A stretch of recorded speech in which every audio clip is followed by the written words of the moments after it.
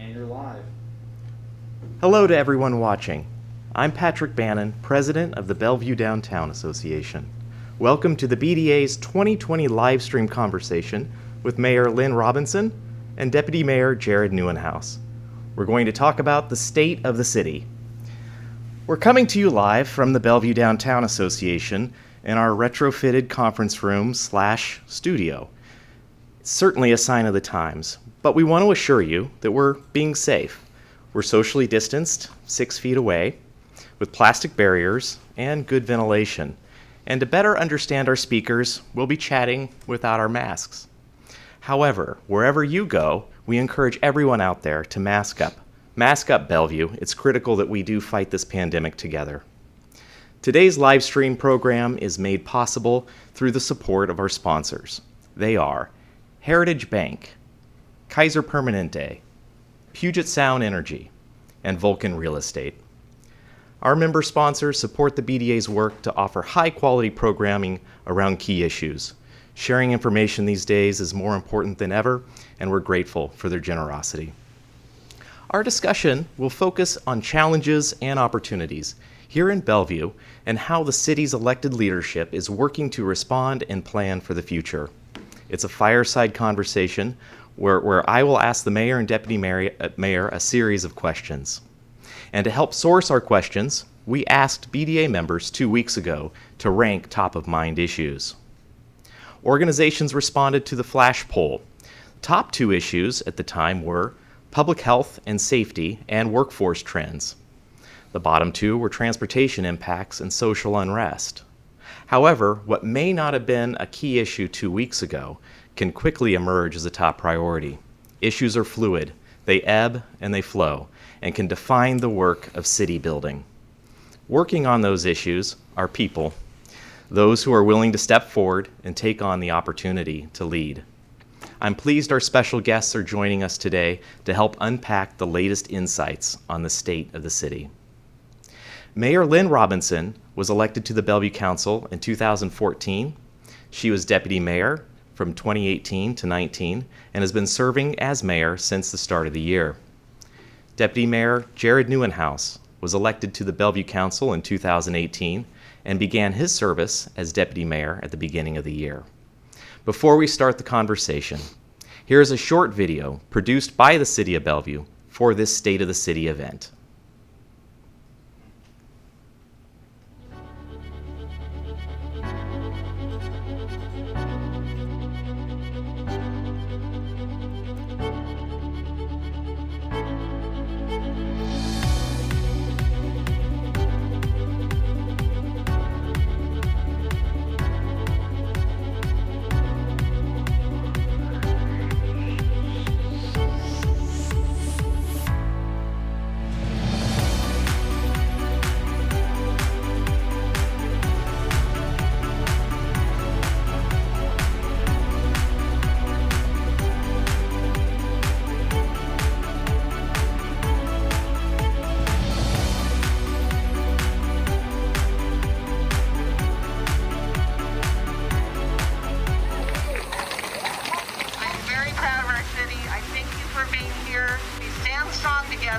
And I thank you all.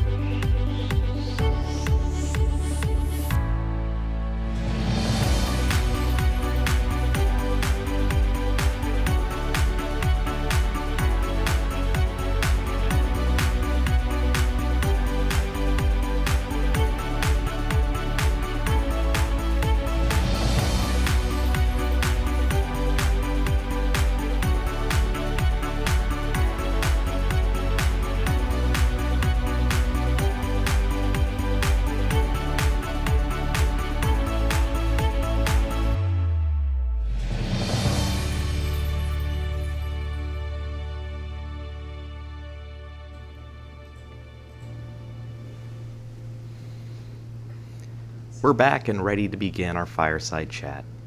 We'll start with Mayor Robinson. This is a historic, unprecedented time for Bellevue and cities all across our nation that are being challenged to serve and lead in new ways.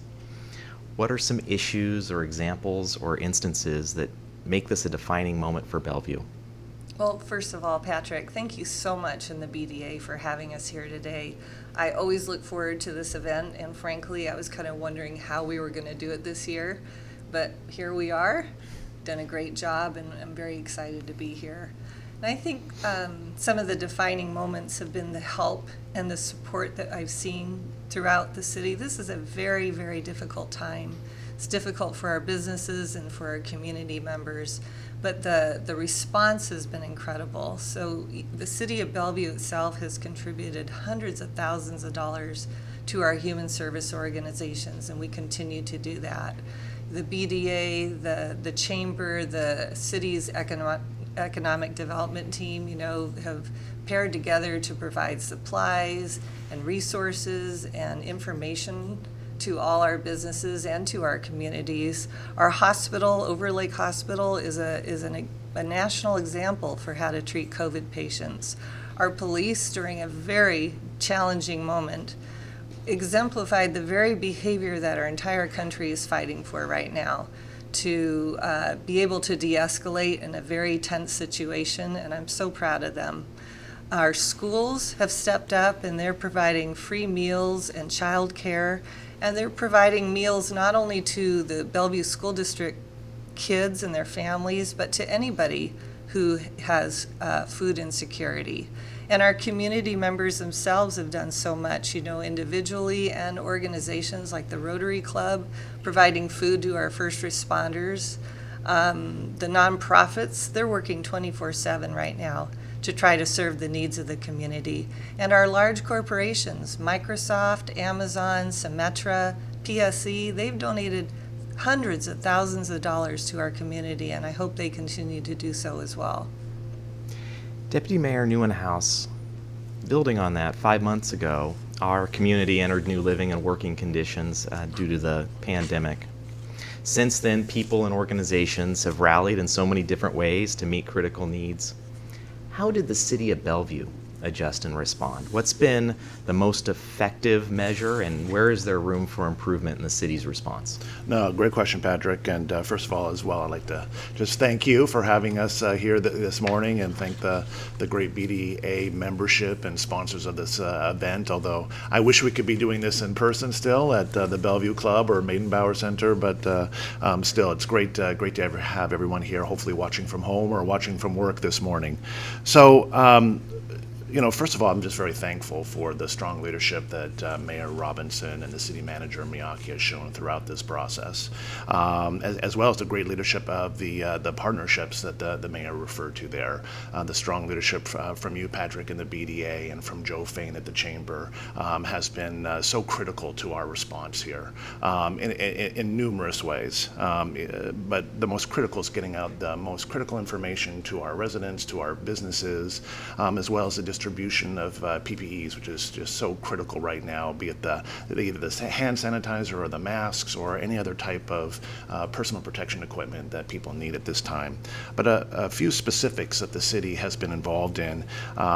We've secured over $1 million additional dollars into our human services funding, and that includes rental assistance, which is so critical right now for those that might be experiencing unemployment. Then we also put together just extensive website resources as well, that most can be found at the three organizations that I mentioned earlier, the City of Bellevue, the BDA, or the Chamber itself. And that business support is everything from technical assistance if they're transitioning to a virtual environment, how do they do that, to loan navigation, to permits for expanded outdoor seating, for example, for a restaurant. And we've also done things like suspended water shutoffs. If a payment is late, late or they're unable to make that payment, or deferred local small business taxes. That has also been another tactic that we've used. And then it's just really about a lot of extended outreach that we've done as well.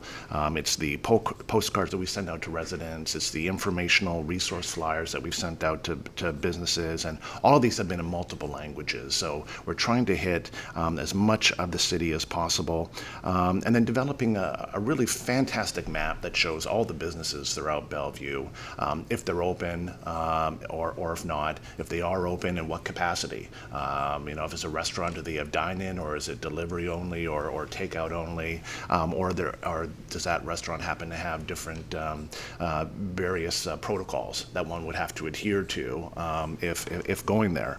So and then we also had the It's Your City Special Edition, which addressed just a plethora of COVID-19 issues as well.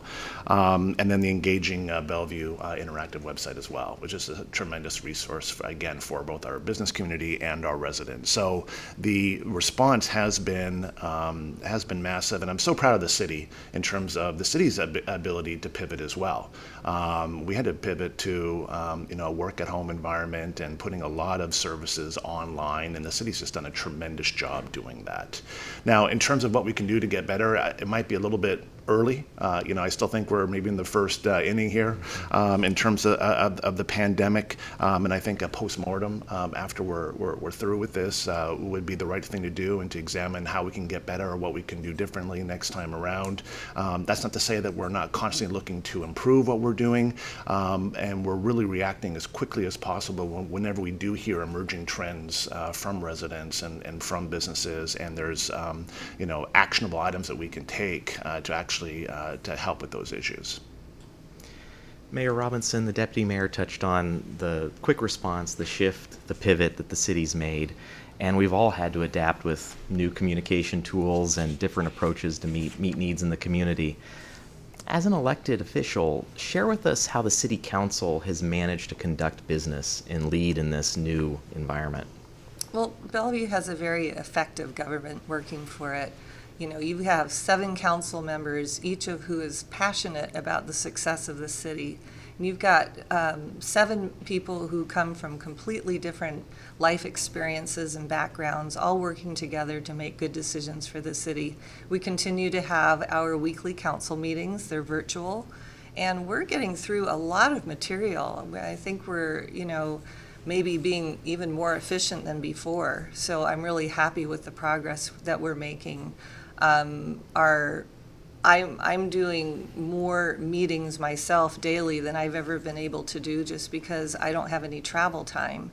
And I'm also able to have regional and federal level meetings that have been difficult to have in the past. So that's a positive change.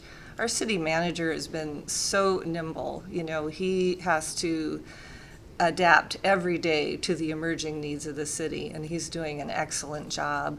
Our staff continues to serve the community. They do it in person, they do it virtually, on the phone, they do it through mailers.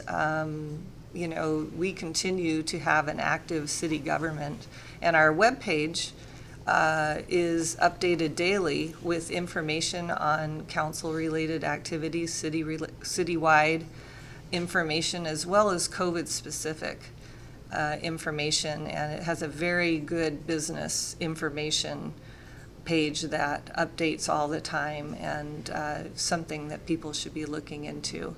So we continue to have a very effective government in Bellevue. So as we've learned in dealing with the crisis, we can't predict what will happen next week or even next year. Before the pandemic, the city council was anchored to a defined vision, one that cast where Bellevue would be 5-10 years from now. So today, with so much uncertainty and change, how do you sustain the vision for the city?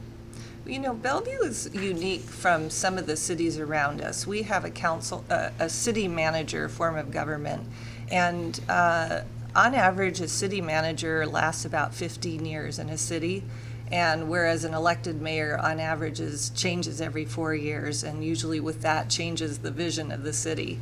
So our city manager is kind of the keeper of the vision, and we create a 20-year vision that we update every 4 years. And from that, we have our guiding principles that we update every 2 years. And every policy decision that we make is based on our guiding principles and on that vision.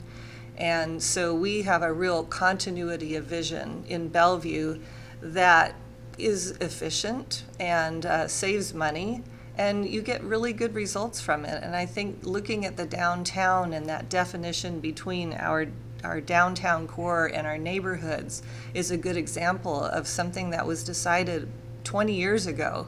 The city leaders put a line through residential areas and said, this is going to be our downtown, these are going to be our neighborhoods, and you don't see the urban sprawl here that you see in other cities. And the long-term vision that we have for Bellevue is very exciting. You know, I look at the Grand Connection, and I think about this connection, this ped bike connection that will go all the way from Maidenbower Bay through the downtown core of Bellevue, across 405 into Wilburton, connecting the downtown with the Wilburton and the Spring District. I mean, what an amazing asset that's going to be for the community, and not just for the businesses. It's going to be wonderful for the people who work in Bellevue, and especially for the community, to have this almost like the Bellevue Street Fair environment year-round, where there'll be music and art and food and nature, and just a really nice, safe experience for people to get through the downtown core. So, looking forward, but then also coming back to today and the challenges that we face, Deputy Mayor Nieuwenhuis, on top of the pandemic, the killing of George Floyd, brought issues of racial injustice, police use of force, and the Black Lives Movement into our hearts, our living rooms, and onto our streets. And unfortunately, as we experienced in Bellevue on May 31st, some groups took advantage of the protests, resulting in property damage and looting in our downtown. So these issues intersect with public safety, and I know public safety is a big component of the vision as we look forward to. What is Bellevue doing to help move the community forward on the issue of public safety? And can you share more about what the Bellevue Police Department is specifically doing in response? Yeah, thanks for that question, Patrick. So with this, I hearken back to a quote by Barack Obama back in 2012, although I think he borrowed some inspiration from Abraham Lincoln when he said, "We don't have a perfect union, but we have a perfectible union." The killing of George Floyd, I think, raised an issue that's important for our community to discuss and have conversations around. The racial equity with social justice movement that has followed reminds us that we need to do more to confront racism head on. There's no doubt about that. In response to those protests, as you may have heard, the Bellevue City Council took a pledge to look at the Bellevue Police Department's use of force, safety practices, etc. That pledge commits the city to the following actions. I just want to list them off. One is to review the police use of force policy. Second is to engage the community by including a diverse range of input, experiences, and stories to review. Third is to report the findings of the review to the community and then seek additional feedback. And then finally is reform, to see if there's any reform that does need to be addressed or is needed to be implemented. But I think what we also learned on that May 31st that you referenced is that police is essential to the public safety of our city. I don't think this is controversial, and it should not be controversial. I think that was on full display during the rioting and looting of that day. That was a painful lesson. I think Bellevue lost a little bit of its innocence that day. That was something that was always somewhere else. That something like that could not happen to Bellevue, but it did. So I think that was a good learning lesson for us. But we have to look at the bigger picture here as much as I think some of the anger and the frustration that a lot of business owners felt that day. We can also thank the professionals on the Bellevue Police Department that thanks to their leadership and the leadership by Chief Milet, the bigger picture items of no loss of life, no arson except for I think one truck that was set on fire. There was no serious injuries.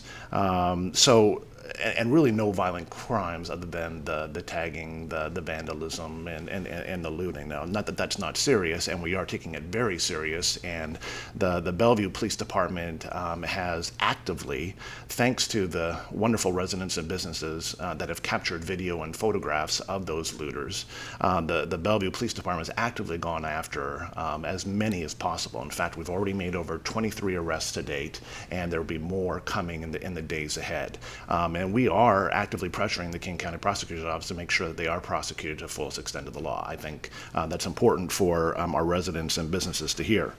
So, but getting back to the continuous improvement, I think Chief Milet is making sure this never happens again. Almost immediately, there was a task force that was put together that with Seattle's Chief Best and Chief Milet and others to learn from this. Well, who were these actors? What tactics did they use?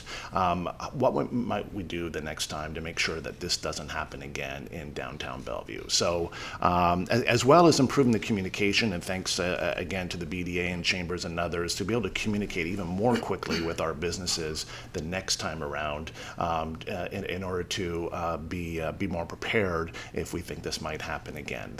Obviously, all of us hope that never does, but certainly we want to be prepared if it does happen. So, but I think we need to keep in mind too that the Bellevue Police Department is a world-class organization, one of the best police departments in the country, and that's not just my opinion. They are, and I'll explain to you why that is. They are nationally accredited, and to some people that might not mean that much, but when you take into consideration that only 6% of all the police departments in the country are nationally accredited, that is really saying something. The amount of work that they need to do to be accredited is quite something, and I just want to list off a few things because it's really important, because never has a nationally accredited police department ever ended up under a DOJ consent decree for a pattern of excessive force. It's never happened. So that tells you the importance of that training, because there's over 400 separate standards that they need to meet. And the training that encompasses the best practices in policing and promoting the community building and the accountability, the strong training standards that I referenced, including diversity training, de-escalation, et cetera. So, a lot of these things that we're doing already are exactly what some people have asked us to review. And we're happy to do that because we are always open to a continuous improvement here in the city of Bellevue, no matter what department it is. But I'm so proud of our police department, have already been proactively doing so many of these things already. So, on top of that, I just want to mention as well, because Chief Milet set up these 6 different advisory groups: Black, Muslim, LGBTQI, interfaith, and I'm sure I'm missing a couple of other ones here, Asian Pacific Islander. So the Bellevue Police Department is constantly looking for input and feedback on how to improve policing, those community policing in our city. So at the end of the day, we've got a great police department. We can always get better. We're going to make sure that never happens again, and we're always open to that continuous improvement. So systemic racism, equity, and inclusion are national issues at the forefront for organizations, businesses of all sizes. And we've seen effective change can be sparked and actually accomplished at the local level. Mm-hmm. What efforts will the city undertake to ensure Bellevue leads on these issues? Yeah. That's a great follow-up question because, as hopefully most people know, Bellevue is now a majority city.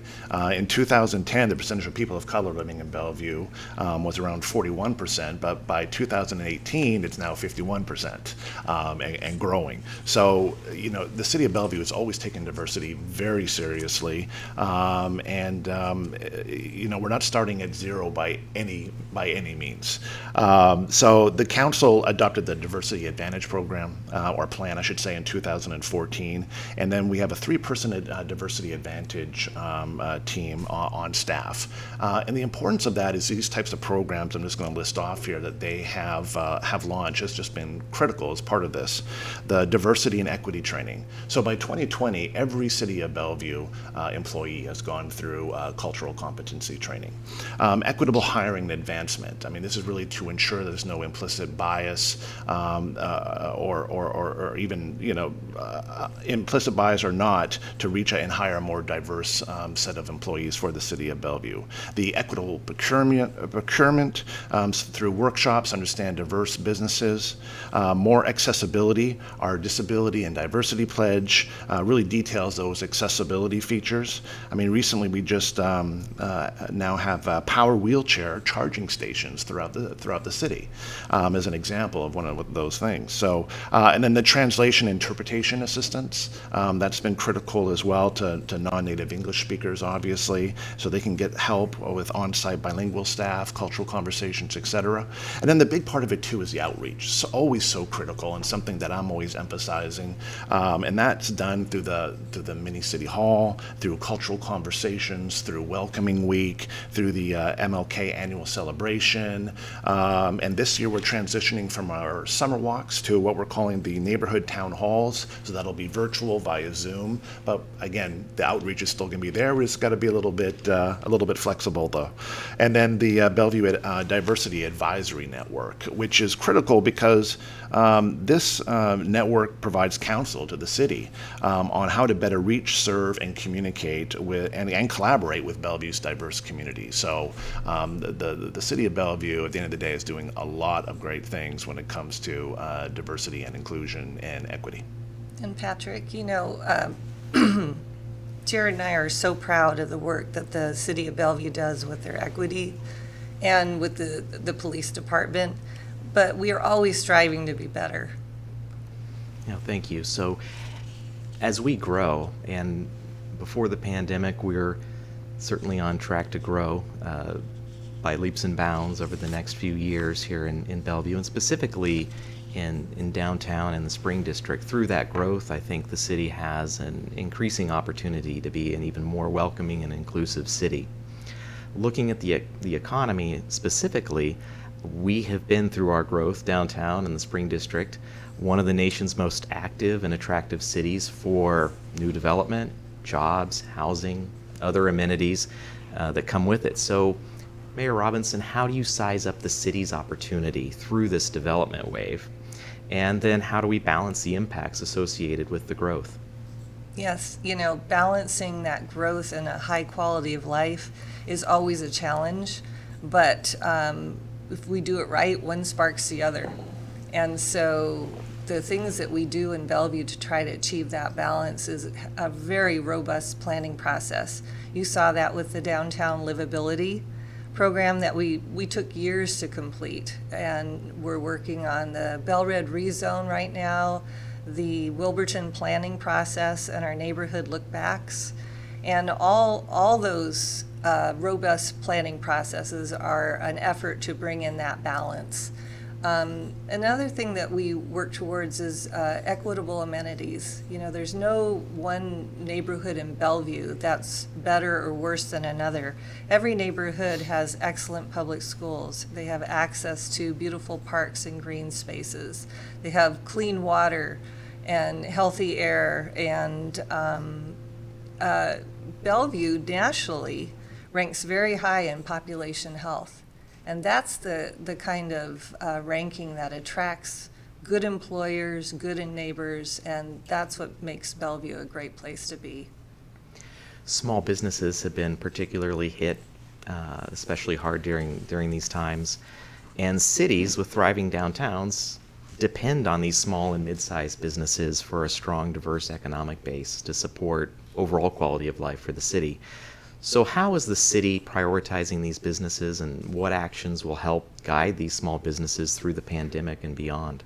Yeah, it's been tough. And, our small and medium-sized businesses really are the heart and soul of Bellevue. It's so important to preserve them and help them get through this tough time. And I think the BDA, the Chamber, and the City of Bellevue's economic development team have done a great job of teaming together to provide those resources and information and even supplies that these small businesses need. With the guidance of these organizations, our city's businesses have acquired 4,000 PPP loans that have preserved 35,000 jobs in our city. We see large businesses helping out the small businesses. I talked to you about the donations that our large employers have given to small business and to community services. I continue to advocate at the national, at the state, at the community and local level for support for our businesses. And I just want to tell you what's been really inspiring is seeing how small businesses have helped other small businesses. So a great example of that is Alan Fulp is a BDA board member. He's also president of Liberty Bank. And they're a new bank in Bellevue, a small bank. And they have done an amazing job of getting 300 PPP loans for our local businesses for over $50 million in loan money, and he's had a 100% application success rate. So seeing all the support that we have for our precious businesses in Bellevue gives me confidence that we will get through this tough time, but we have to continue to work together. Yeah, need to keep going, Yeah. keep going. Deputy Mayor, much of Bellevue's job growth has been fueled by tech and large employers, but we know, and as we just discussed, our economy is represented by other professional services, strong retail, great restaurants, hospitality, and attractions. What are the city's latest insights on workforce trends? What do we need to know? Well, it's somewhat ironic, Patrick, because as earlier this year we're looking at revamping and updating our economic development plan, and some of the comments made by my colleagues, I think myself included, is making sure that we have a very diverse economy here in Bellevue.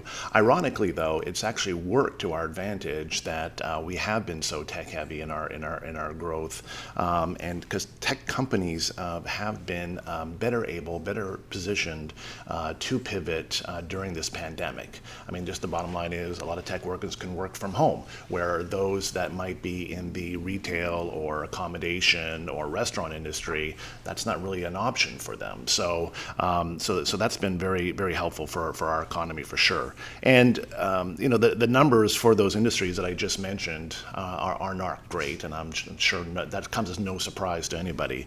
The hotel and food services industry, unemployment rate is up to about 48% there. Retail trade, that's about 26%. And then arts, entertainment, recreation, that's about 22% unemployment right now. So again, I don't think that really surprises anybody, but still something that we're looking at because and trying to help, because this is, these disproportionate job losses are really affecting kind of the bottom of the income scale as well. So we want to address that as much as we possibly can. But there is already some glimmers of hope here, even during this pandemic. So for example, hotel occupancy has obviously been very heavily impacted by the virus, but occupancy has doubled since April. Okay, so yes, we're going from about 10% to about 20%, but it is an improvement. So that still is a good sign. Traffic volumes into the city have gone up over 50%, and then pedestrian use of crosswalks, that's gone up 70-80%. So there are more people that are out about, hopefully shopping, going to restaurants or coffee or you name it. So actually, and biking, which is a passion of mine, that's actually also up, actually at all-time highs. So that's a wonderful thing to see as well. But the other workforce trend that we're seeing, though, is obviously the work from home that I mentioned, and it'll be really interesting to see what the long-term impacts of that looks like. So, we've already have Facebook and, Microsoft and Amazon, most of them saying, work from home till the end of the year, or maybe Q1 of 2021. But Google just recently announced that they don't expect their employees to come back into the office until the summer of next year. So now, that's not mandated. It's certainly, if some employees need to come into the office, they can. However, I think it does show a shift in some of the mindsets that, people can be effective working from home. They don't actually need to be actually in the office to be effective. So it'll be really interesting to see what that does to kind of the tech landscape going forward. But, it's a very, during this pandemic, it's a very fluid situation. So something that we'll be tracking very closely moving forward. So connected to our economy, workforce trends, transportation, land uses, housing supply. And Mayor Robinson, pre-COVID, housing supply and affordability was a top issue for the city. I think it remains a top issue for the city. Can you share with us the city's role in solving for supply and affordability? And how has the work advanced to date over the last year, and how will it be prioritized moving forward? Well, I think we used to think that affordable housing was optional for our city, and now we realize that it's really essential for economic vitality and for that high livability that we all want. And frankly, right now, we do not have a full spectrum of housing affordabilities.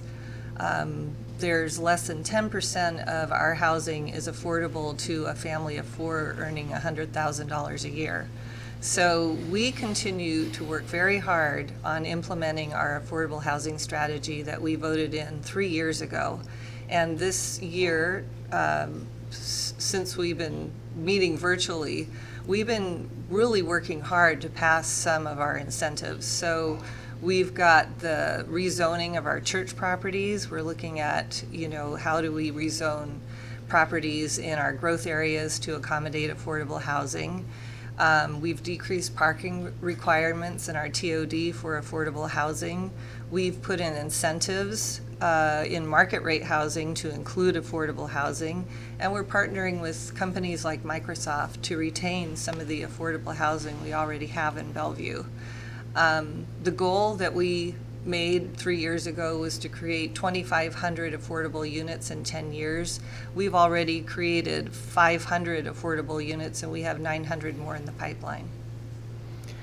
So stepping back from the big issues at play in this dramatic time of change, we simply, again, keep going, and it helps to look around and pay close attention to find inspiration.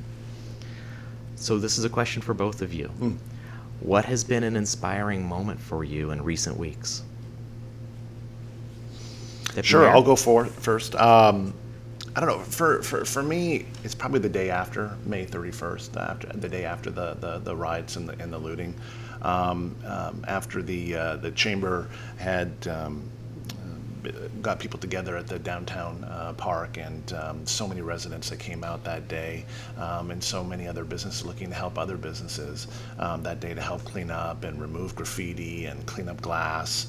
I spent some time just walking around to about half a dozen businesses just to see how they were doing, if there was anything else the city could do, was anything not being addressed, was anything that they needed. And it was just amazing to me, Patrick, how really positive almost everyone I spoke to. Yes, of course, they don't like picking up glass from their store window. Of course not. But no one was saying, I'm leaving Bellevue. No one is saying that that's it, I'm closing up shop, or I don't believe in the vision, or I don't believe in our police department, or anything like that. No, it was, too bad this had to happen. Let's get better and let's move forward. And we still believe that Bellevue is the place that we want to be.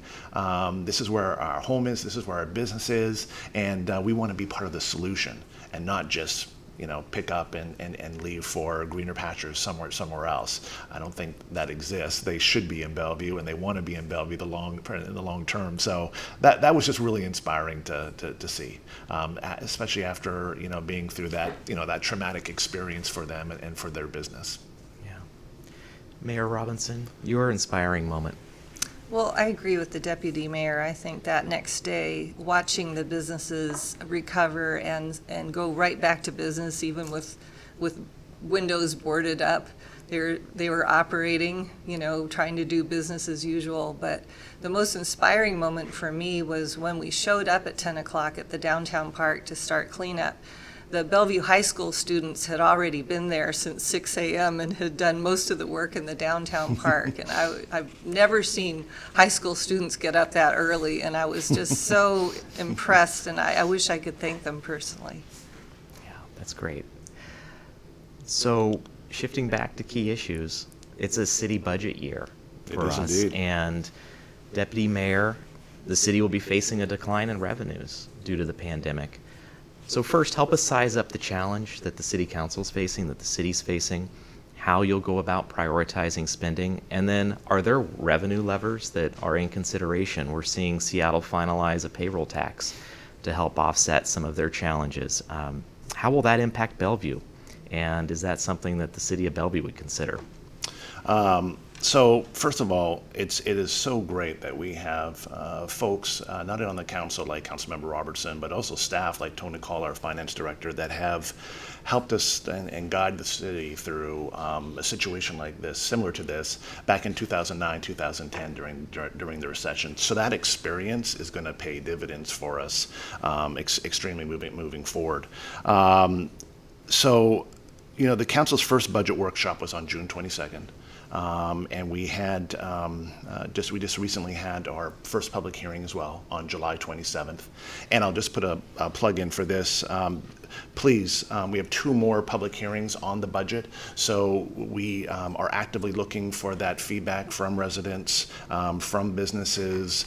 They can go directly to the bellevuewad.gov website to provide that feedback, or they can simply just email the council at council@bellevuewad.gov. But we really want to hear, what's important to them, what they want to see in the budget. So just wanted to put that plug in there. So thank you. But the budget team has looked at really 3 different scenarios in terms of a recovery. And those scenarios are a rapid recovery, moderate, or a moderate plus. But bottom line, we're looking at about a budget gap of between 12 to 16 million. So something that seriously we're going to have to take a look at. So, for planning purposes, the finance staff will, take that least optimistic scenario and then start building a current budget process around that.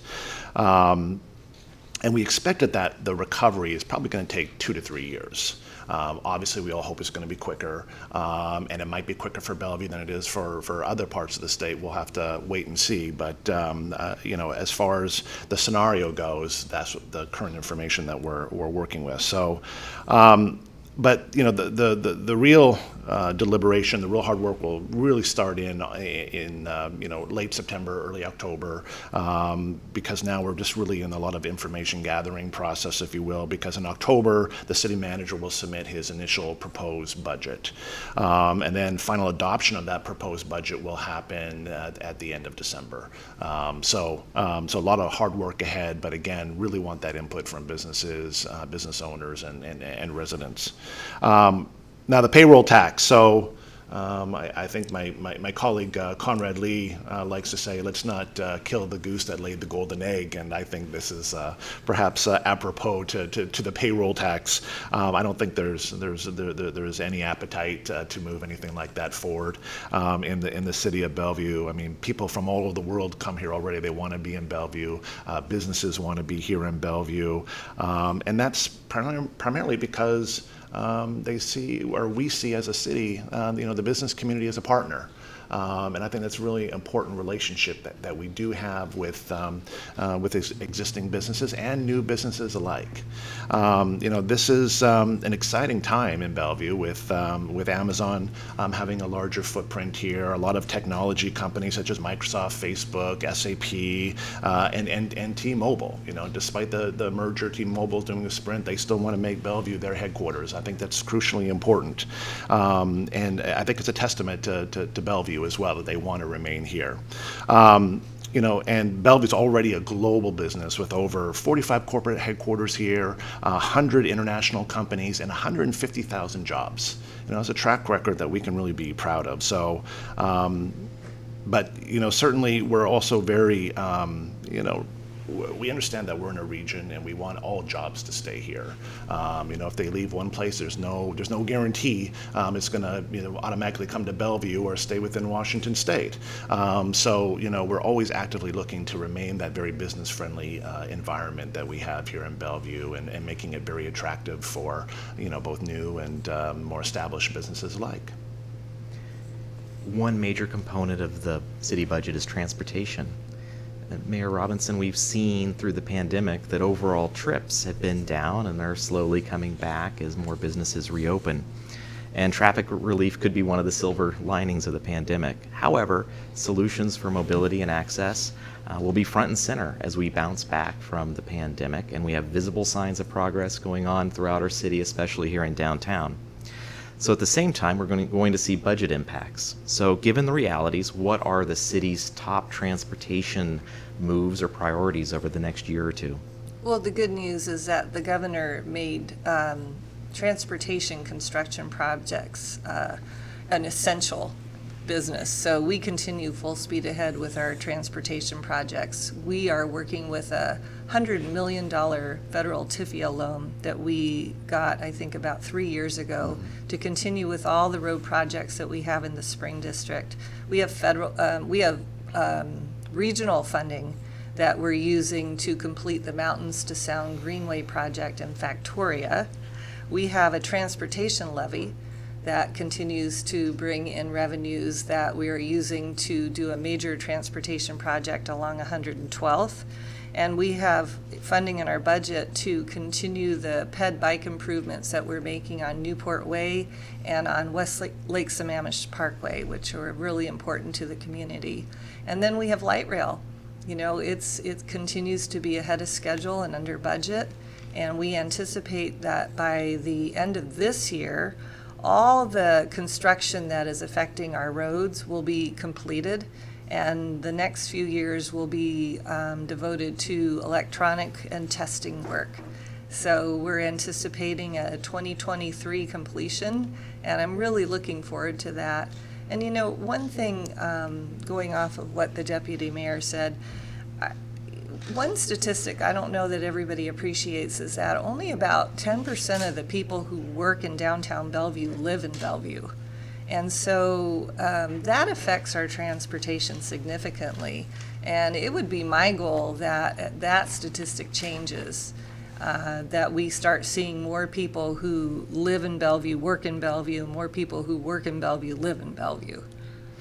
Yeah, and so thinking about past councils, present councils, and the decisions that have come together around transportation, we continue to see progress on 405 as well as East Link, as you mentioned.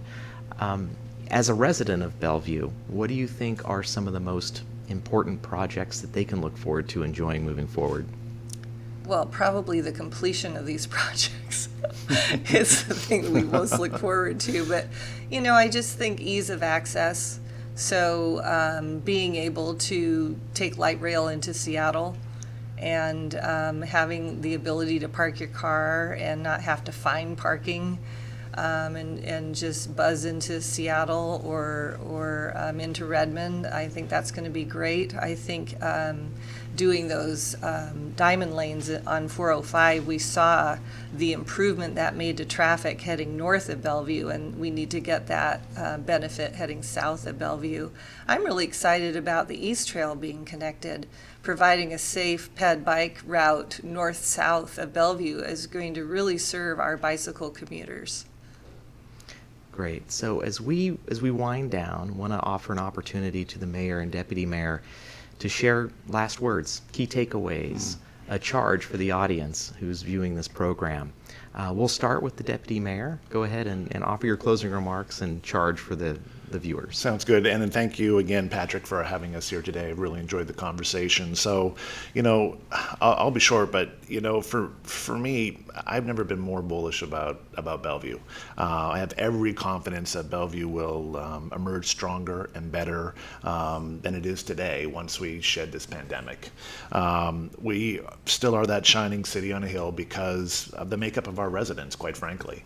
Residents that value and ensure a strong sense of community, a commitment to public safety, excellent schools, world-class parks, and a business climate that, quite frankly, is the envy of cities all over the country. So Bellevue is still that place that you want to be, and no matter if you live, work, or play, it's the place you want to be. Thank you, Patrick. Appreciate it.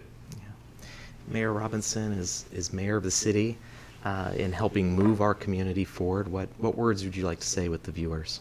Well, I know that this is a very challenging time. It really is for our businesses and for our community members.